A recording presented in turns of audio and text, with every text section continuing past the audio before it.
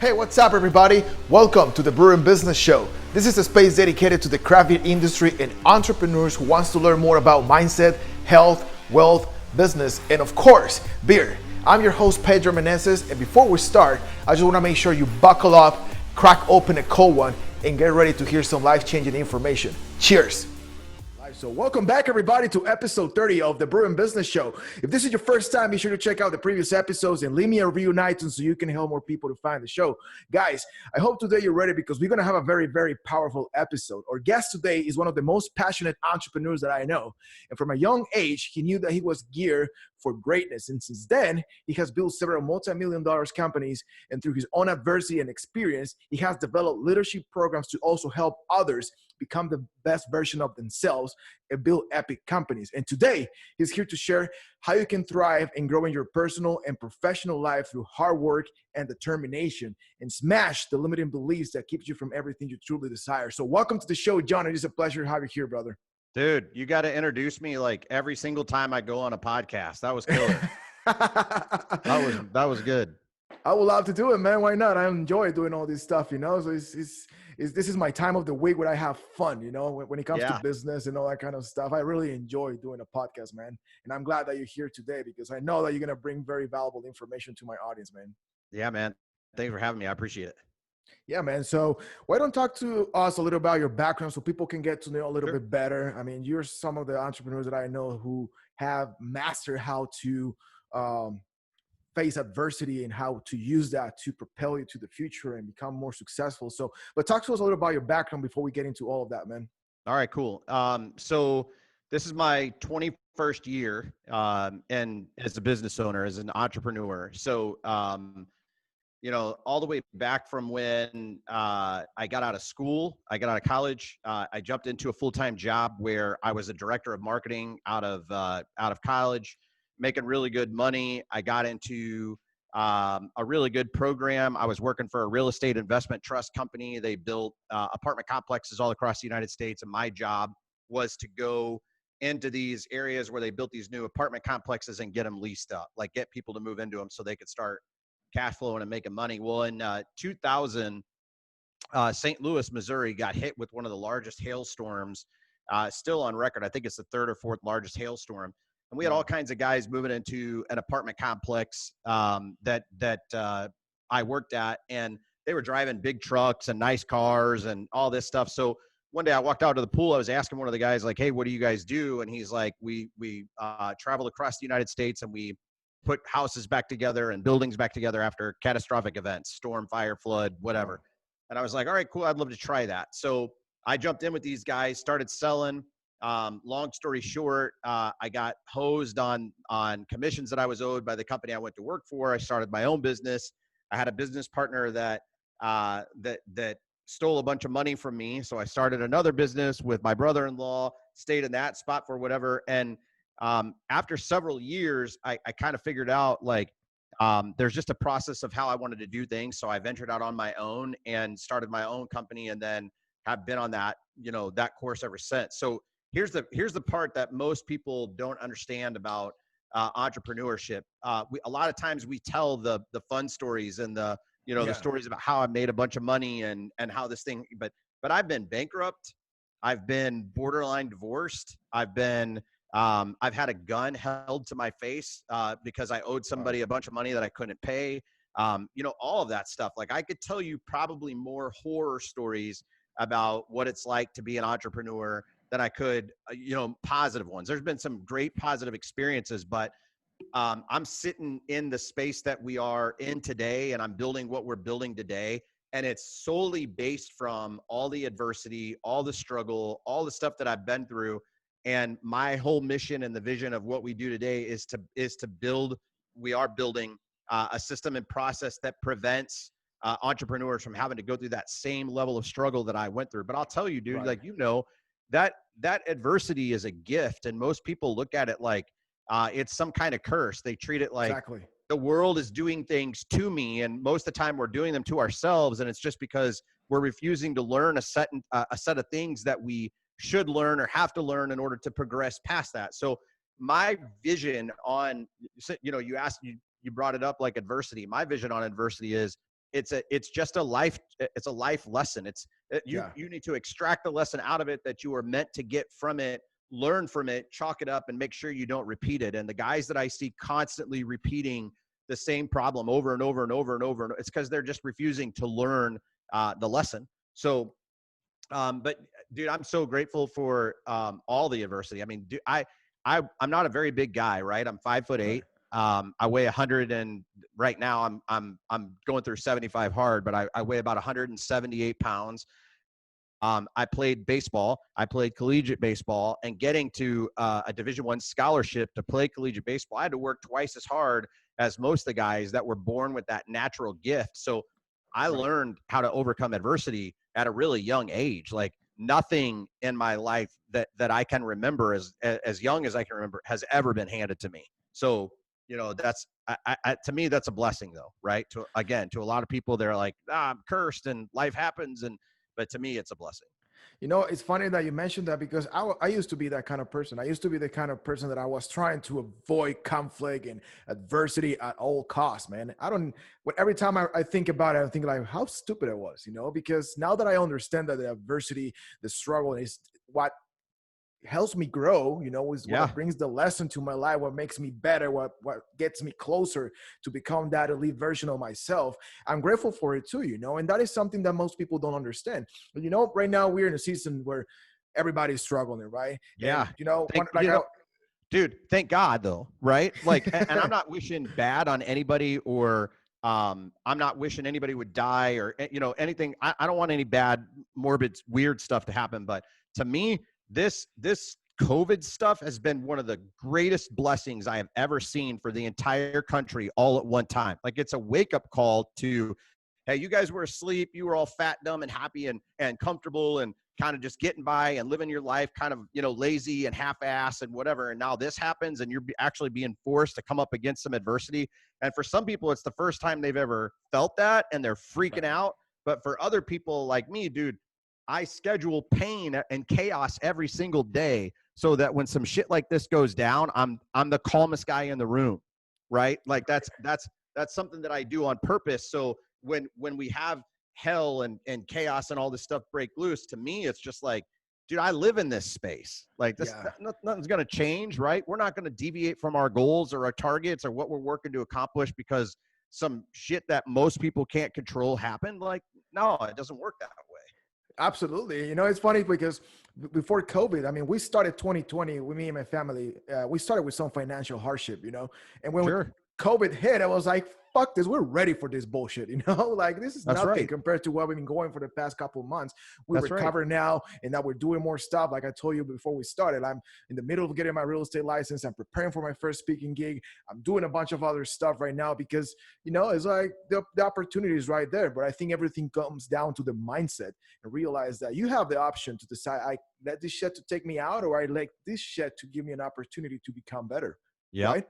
Yep, absolutely. And I think that's where most people, I think that's where a lot of people struggle is they're like, it became almost like society gives you approval to quit and society gives you approval to give up. And like, you see, we're going to end up down a dirt road. I can feel it, but you see like the kids getting participation trophies and shit like that. Well, that's the behavior that rewards that type of behavior. It's okay. You did your best. Like, no, dude, like in my world, we either won or we lost. And if we lost, we learned a lesson so that we can apply that lesson. Next time it's time to show up and go to war again. Like that's it. Right. Like there is no such thing as quitting. There is no such thing as failure. There is no such thing as option B in our world. It's like, nah, we're going to go all in with plan A and we're all in and we're whooping that ass. And if we get beat up in the process and we lose, we learn then. Yeah, but we don't absolutely. stop, right? Yeah, no, you're totally right, man. But you know, like I was telling you too, most of my audience is from the craft beer industry. There's not much self-development and entrepreneurship in this Yeah. industry, at least not yet, you know. And one of the things that I have noticed in 2020 is that the entire industry is being forced to pivot into more online sales, into the digital marketing space and all that kind of stuff. But still the mentality is still very close to the idea of like how we can distribute our products online or how we can get more customers online and all that kind of stuff.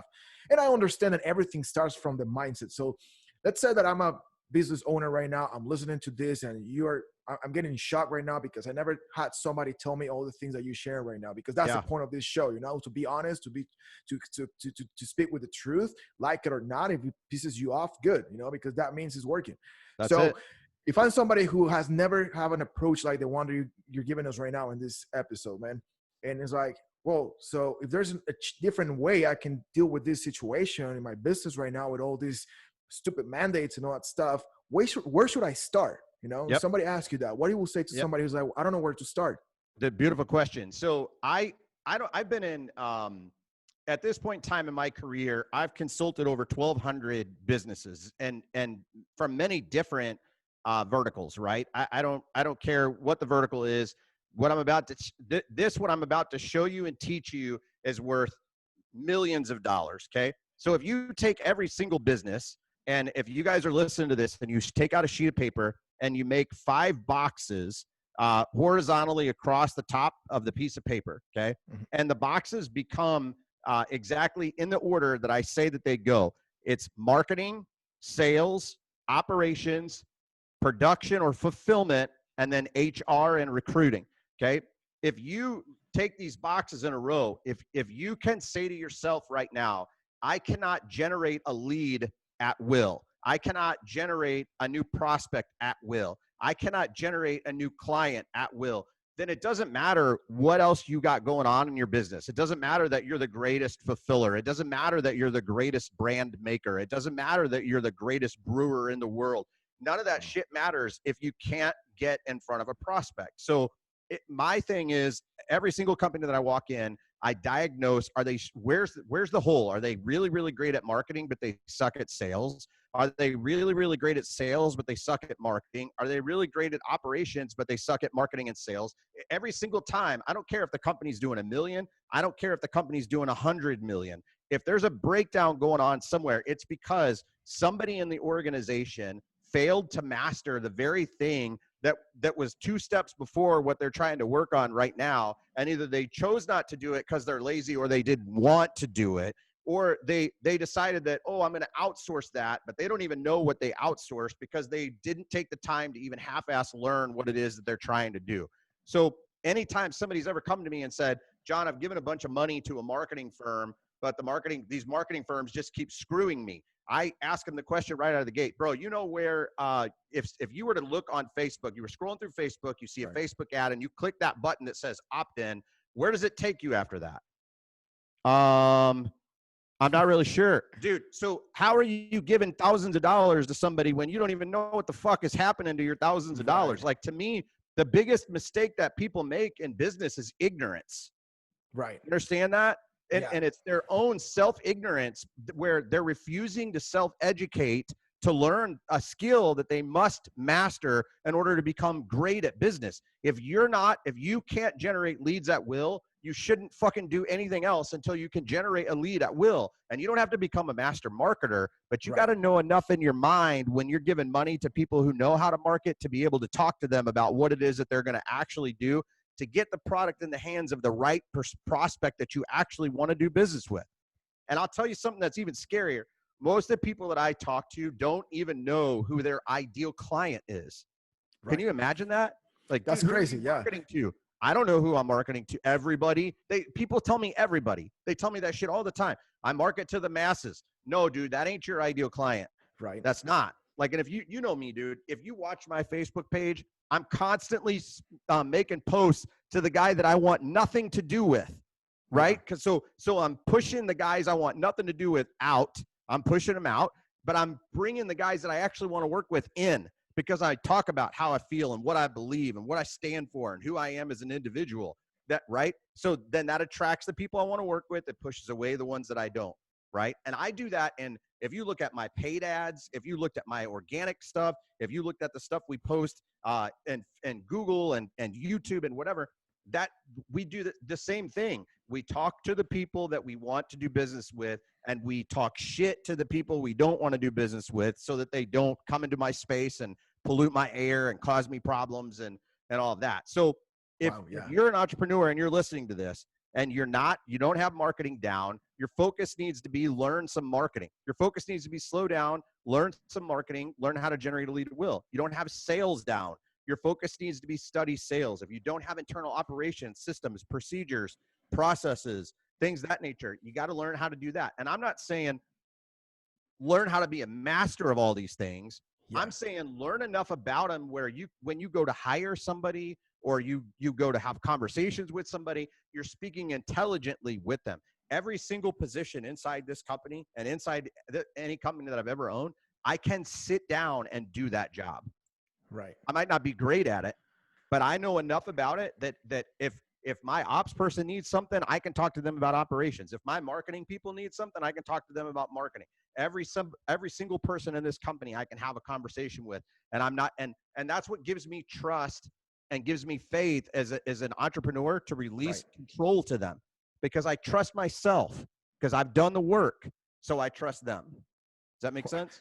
Absolutely. That's so powerful. And I'm glad that you're sharing that, because that's one of the things that I face almost every day when I talk to somebody in this industry. And I see it in across many industries, when we are in the same circles, networks and all that stuff. And we see all this shit all the time, but that's something I believe right now is crucial, like if you don't educating yourself, you're not learning at least the basics, and people is refusing to learn the basics, and then that's one of the biggest problems we have. I have a small syndicate right now, and the different millions of dollars are in the basics, man. Yeah. That's exactly where they are. Like there's nothing sexy about the basics, but that's where all the money is. Yeah, absolutely. Right? We all want to focus on, hey man, I want to drive a McLaren or a Lamborghini and this and that and whatever. You don't even know how to do the basics. Like, yeah, stop totally. that.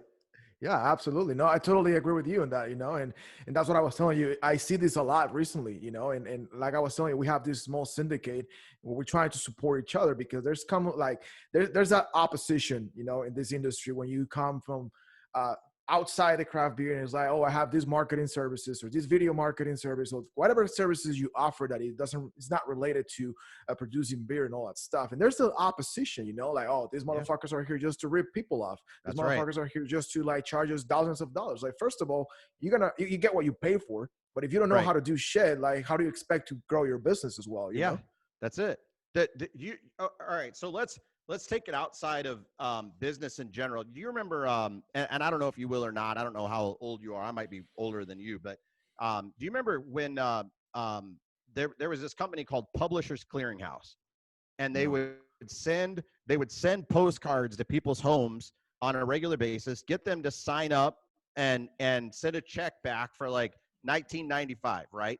And then they would bill people $19.95 a month for some bullshit MLM that they had people involved in. And then once in a blue moon, just to show like some type of good faith or something, they would reward somebody with like this giant check, right? Meanwhile, they're running like the largest Ponzi scheme ever in the United States. But here's the crazy stuff, right? All the people, if you listen to all the people that got screwed, when they're interviewed by in depositions or by reporters or whatever, they're like, how much research did you do before you started giving them your money? Zero. That's it, man. Zero. But that's the shit that boggles my mind when people now say, oh, dude, I gave this guy hit me up in Facebook the other day, and I gave this guy some of my money, and he said he was going to get me all these leads, and there's no leads. And it's like, dude, you do some due diligence? Did you do any research on what? No, man, I just gave him a credit card or whatever, but this guy screwed me. Like, no, you screwed yourself. Right. That's it, man. Like, and those are the lessons that I'm talking about, where you got to look in the mirror at the dude in the mirror, and you got to be like, bro, he's right. Like, I fucked up. Okay. How do I learn this lesson to make sure I don't ever do this again? Do some due diligence, do some research, like that kind of thing. Yeah, and and that's a problem. People complain like, I don't know how to market my business. I don't know how to generate leads on social media. I don't know how to do this. Like my business is getting fucked by COVID. Like I cannot open right now because, or the government just told me to open 50% capacity and all that kind of stuff. I don't know what to do. And you're right. Most of these people that are complaining that way is people that are sitting there complaining, but not looking for solutions. And that That's applies it. not only in business, but also in every area of your life, in your family, whatever struggle you're going through right now. That's apply for everything. You have to find the solutions. Just complaining like a little bitch is not going to do anything. That's right. That's right. And I know like you brought that up, right? I know if that's how you're showing up at work, that's how you're showing up at home. Right. You know what I mean? Like you want to find out who a man really is, what he's telling you who he is and how he's showing up at work. Actually ask his wife if that's the truth. Right. Right? Because that's just how we are as guys. Like however we're showing up here, we're showing up there. However we're showing up there, we're showing up here. You can't take those two things and separate them. Yeah. Right? Man, let's dig a little bit more into that, because one of the other things that I see a lot of people don't understand is that there's a huge correlation between your business and your personal life, and like Yep. basically like we always say, right? Like how you do one thing is how you do everything, right? And how that correlation like affects both areas, like you fucking things up. You don't do right things on your business, you're probably not gonna do right things at home and in your personal life. So talk to us a little more about that Yeah. correlation and how it's important to work on both. I know Yeah. probably somebody's gonna think about, oh, but I don't know how to find a balance. I know that you don't believe in balance, No. right? So No. tell us a Yeah. little bit So more about it. so for me, it's just it's all just life, right? Right. I don't believe in balance, right? I believe in quality versus quantity, and I believe that when you're home and you're with your family, you should be home and with your family, right? That's the quality that I'm talking about. My kids, I have two little girls, right? My little girls don't need hours from me. My little girls need minutes of quality from me, which means I'm not scrolling through my phone. I'm not focused on other shit. I'm not watching the ball game. I'm not whatever. I'm focused on them. I'm teaching my little girls right now what the man that they marry should be like, right? So even Right. if I show up like a shithead right now, the chances are really high they're going to end up marrying or being in relationships with shitheads. So I know that as a dad. So I'm very present with them. And the way that I treat their mom, my wife, right? That's what they're going to see as we go forward. My wife and I have been bankrupt. So when we were going through financial difficulties and whatever, how I showed up as a man in that time was going to be reflective. Hey, if there's ever financial difficulty and my kids have to go through that, God willing, how they're going to expect the man to show up, how they should show up Right. as a human being. So that's really the quality and trait of a good leader. And I'm not bragging. I mean, dude, I have plenty of things I need to work on, but Right. I show up the same way at home that I do here. My team can count on me, right? My family can count on me. And here's where that all started. They can count on me, dude, because I count on me, right? Right.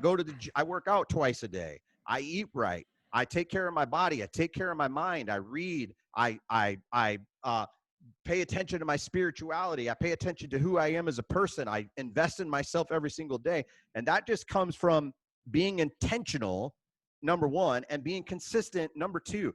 Consistency is the number one thing to me, man. That's the Right. number one thing to me. You don't have to be perfect. Like if you come into my world and you suck at what you're doing, but you're consistently trying to get better every single day and I see it, that's worth a million more times to me than the guy that like comes flash in a pan, does something great and expects an attaboy. Like, fuck Right. that.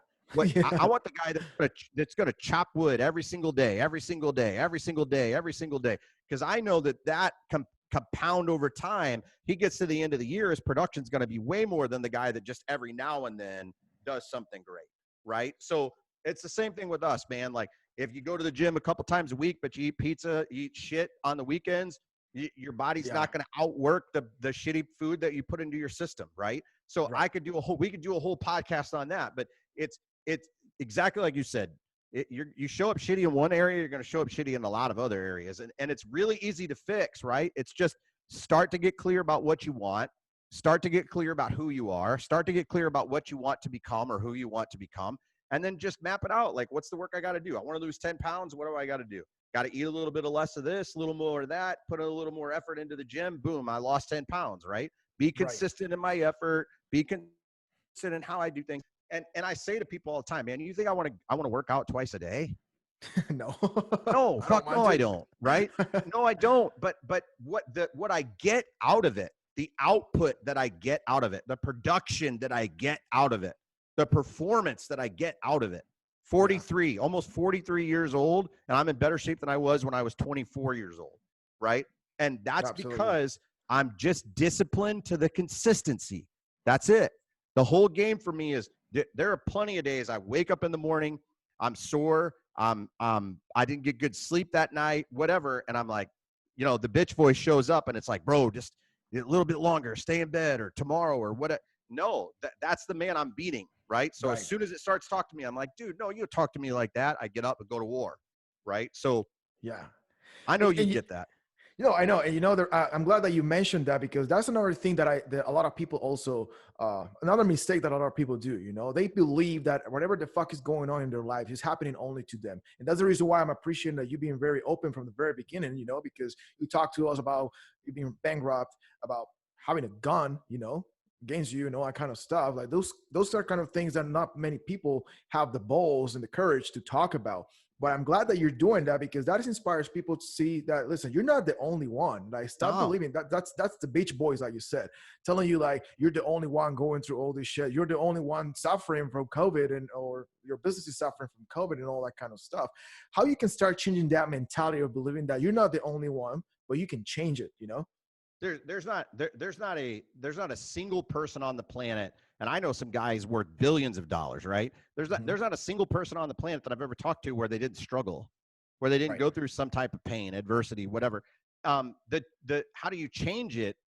This is going to sound so simple, and I don't mean to, um, you know, make this make a rude comment or whatever. It's through choice, Right. right? It's through choice. Like, every single day is just a combination of all the choices that we make. That's really what it is. And you're sitting where you're sitting right now because of choices that you made, good, bad, and different, right? So if you don't like what you have right now, the first thing you have to do is get clear about what happened or what did you do to get where you are right now, Right. right? If you think about it, I always use this analogy.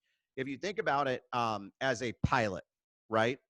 Pilots always know where they are at all times, Yeah. and they always know where they're going at all times. You would not get on an airplane with a pilot where he's like, I kind of don't know where we are and I kind of don't know where we're going. But yet some people move through life that way, man. Yeah. So it's like, you got to know where you are, and you got to know how you got there, and you got to know where you want to go, and you got to know how you get there. And most of the time, those are real simple things. People just don't want to be honest with themselves about how they got where they are, right? Like, if you're 30 pounds overweight, you got there because you eat like shit, Yeah. or you're sedentary, right? Or some type of catastrophic life event happened to you and you haven't worked all the way through it. You need to go get some mental help and unpack some shit or whatever, right? And I was a trainer before, so I get that, right? Not everybody can Right. just walk in the gym and somebody starts slapping food out of your hand and you lose weight. Sometimes there's a mental struggle going on. So it's the same thing. Like, if you're broke, broke is a mentality. Broke is a choice. Okay. So you have to you have to say to yourself out loud, I don't want to be broke anymore. And then you have to stop doing the fucking behavior that makes you broke. Right. You have to identify the behavior that keeps making you broke, and you have to stop doing the fucking behavior that makes you broke. And then what you do is the polar opposite of that behavior. Okay, well, I spend 7 hours a day looking at porn. That's probably going to make you broke. So what if at the beginning you don't cold turkey cut that off? You look at it for 2 hours a day and take the other 5 hours and go do something else besides jacking off, right? So Right. that's the truth, though. Like you said, that's the shit that people don't want to talk about, but that's the truth. Yeah. And the reason why many people still struggling. And you know what? Now that you mentioned that, I remember a couple of days ago I posted this. It says, if you spend the rest of your life with the mentality of my trauma fucked me up, and that's why I am the way I am, instead of learning how to heal and grow from your past, you are your own problem. That's I it. posted that a couple of days ago. It's crazy that you're talking about it right now. Dude, 100%. 100%. Dude, we all have trauma or drama. Maybe not to the extent of some people, like, I wasn't abused or raped as a child or something like that. But if I know people that were, and it's never going to stop being a part of what happened to them, but it doesn't have to be who they are, right? That's the difference. That's some shit that happened to you. That's sad. That sucks. Did you learn something from it? Did you become a better person because of it? Which is really hard for a lot of people to Yeah. get to. but that doesn't mean that that's who you are. I went bankrupt. That doesn't make me bankrupt. Does that make Or a sense? bad person, yeah. Dude, I almost went through a divorce. That doesn't make me a bad person. That just means there was a period of time in my life where I had to learn. I made some choices. They were poor choices. I had to learn and deal with the consequences of the poor choices. And then I had to work to become better than that, better than those choices. It's simple, right? And Yeah. people want to take shit that happens to them in life and turn that into their identity. Right. Like here's a hot button topic. I'm not a fucking Republican. I'm not a fucking Democrat. I'm a person. Right. I'm a human being. I don't have to identify with one or the other. And whether I vote for Trump or whether I vote for Biden or whatever, it does not make me one of those other people. It just doesn't, right? It makes me a human being with the right, God, thank God, to vote for who I think is the better person. It makes me a human being to align with what I feel like is the better thing for our country, right? You don't have to become those people. I made a post the other day, I think you probably saw it, where I'm like, it's time to take the masks off, right? And it generated a lot of people getting pissed off and whatever. And then immediately, people that don't understand this concept that I'm talking to you, they begin to tell me that I am a certain thing. I'm a plague rat. I'm a piece of shit. I'm a this, I'm a this. You're a, right? And if you don't have a strong mentality and you get attacked like that, then you're like, you start to think about, God, maybe I am a bad person. Right. Maybe I am or whatever. And then you open the floodgates up for all kinds of shit.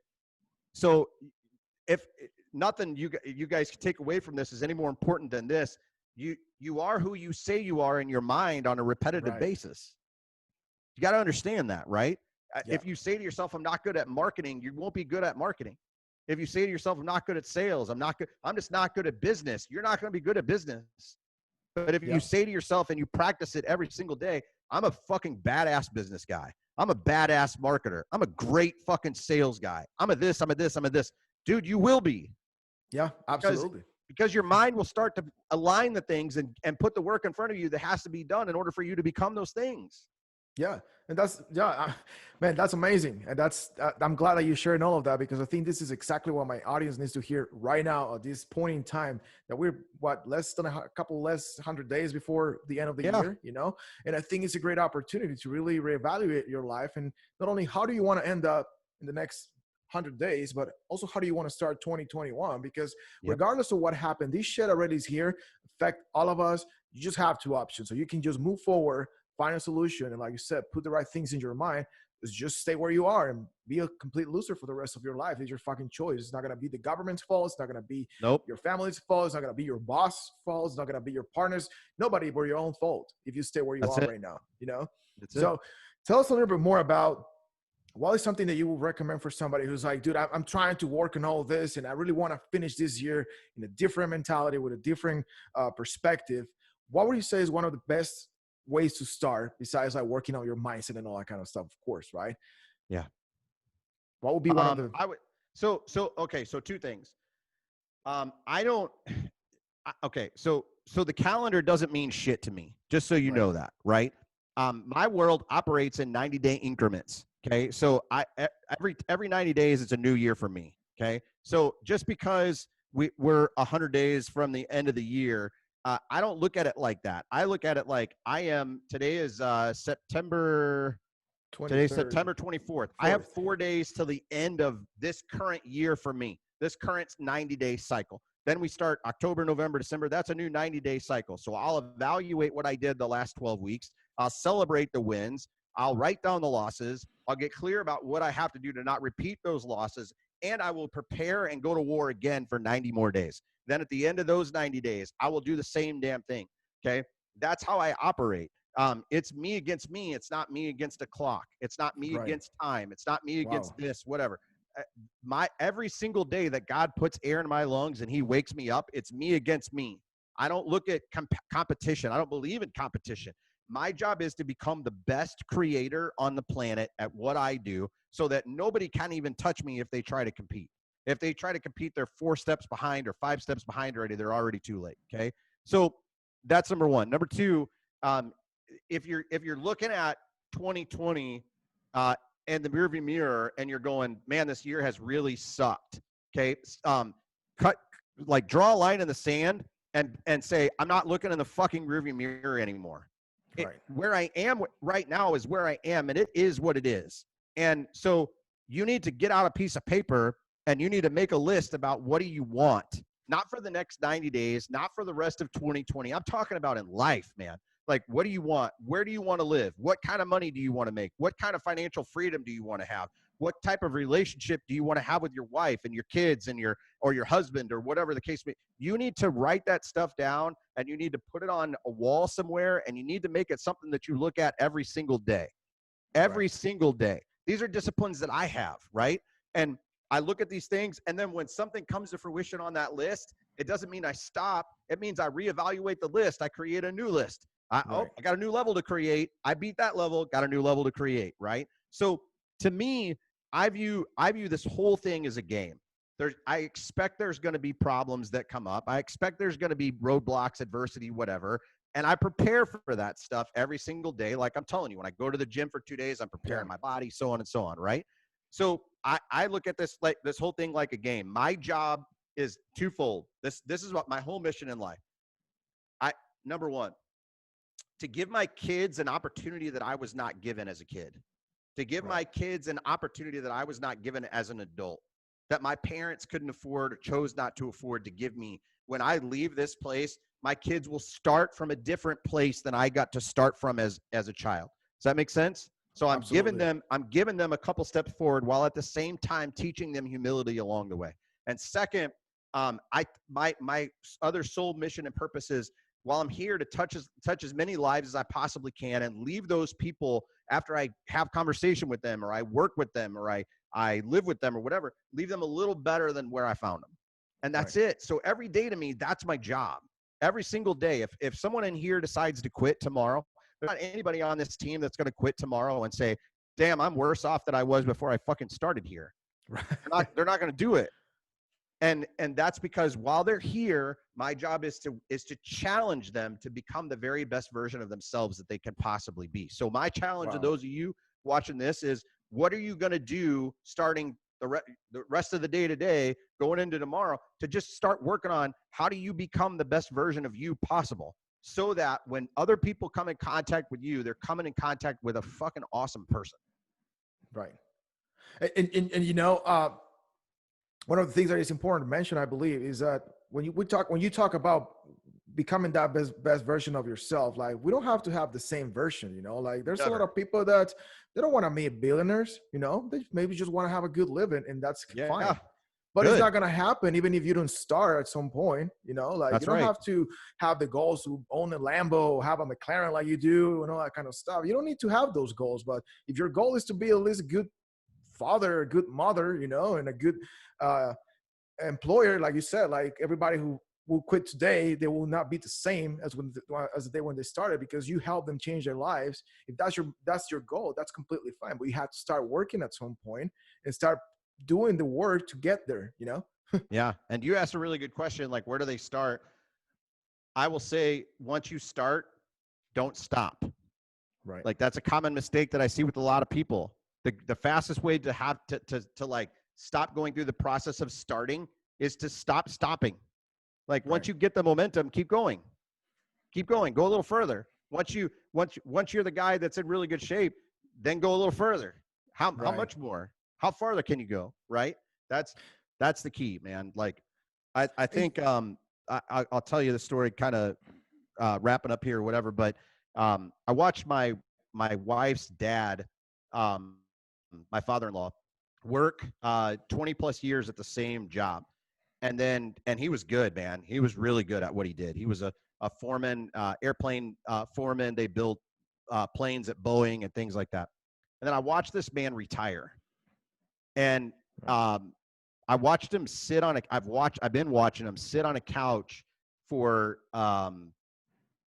maybe the last 8 years, just becoming a shell of himself. Wow. And for me and the people that watch this, like, what are you working for? Like, what's the purpose? Are you working so that someday you can retire and then you become a shell of yourself? Are you working for financial freedom? Why don't you work for what you're working for right now, and live right now, and live in the moment of right now, and become who you can be right now, and just be appreciative of that? And then when you get to a place where you start to slow down and you start, like, always still work on making yourself a little bit better, always keep Right. working on investing in yourself. And it's like I tell my wife all the time, I feel like if he would just read a book, or he would get up and move, or he would go learn how to play golf, or he would do something like that, his life would be prolonged for a really, really long time. So don't sell yourself short, man. Most of you guys are only given probably 30% of what you can, Yeah. dial that up a little bit. Absolutely. And one of the things that you mentioned at the beginning is that not many people have this kind of conversations publicly in a podcast, in a Facebook group, or in a group setup. Most people don't talk about this, or most influencers out there, they don't talk about the struggle. They just show the shiny stuff.